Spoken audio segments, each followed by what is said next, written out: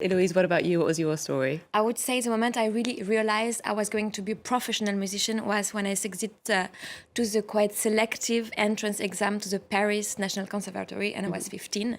Oh, wow. And then with time, I really realized with the piano, you are able to play such endless possibilities in terms of repertoire, in terms of settings. And it's such a privilege to be in confrontation with masterpieces every day, which doesn't mean that it's an easy life.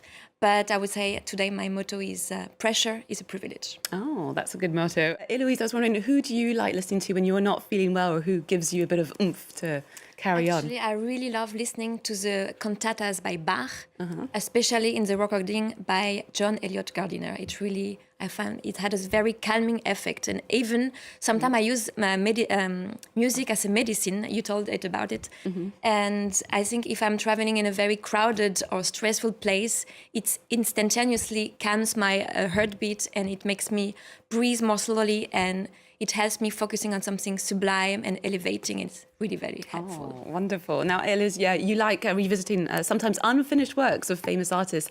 And this time it's the rarely performed piano concerto by Jules Massenet and Maurice Ravel. And actually that comes at a really good time because Paris is celebrating the 150th birth of Ravel at the Philharmonie. So good timing. How about we watch a little clip of you with the Berlin Radio Symphony Orchestra and conductor Christoph Kuntz.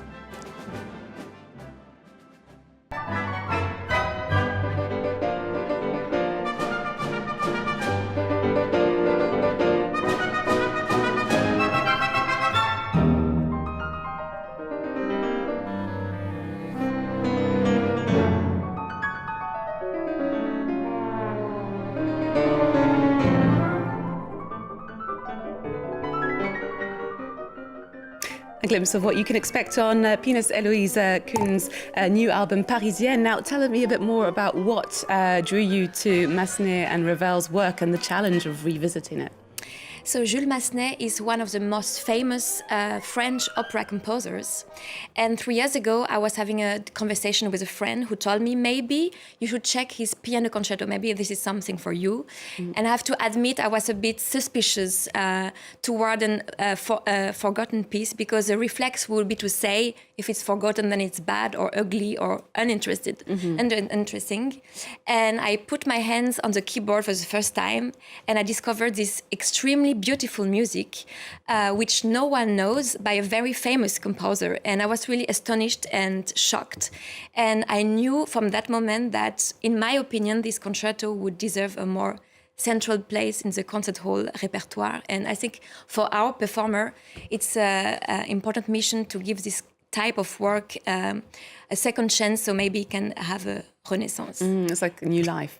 And I chose it to juxtapose it with Maurice Ravel Piano Concerto for two hands, which is very ironical because this is maybe the most frequently performed French piano concerto of the repertoire. And there is this funny story. There was a very brief master-pupil relationship between two composers. And in 1905, Ravel made his fifth attempt to the Prix de Rome, this prize for composition competition, and he was rejected at the first round, and it made a big scandal because it seemed absurd that such a renowned composer, already with 30 years old, was rejected. And actually Massenet was in the jury at that time.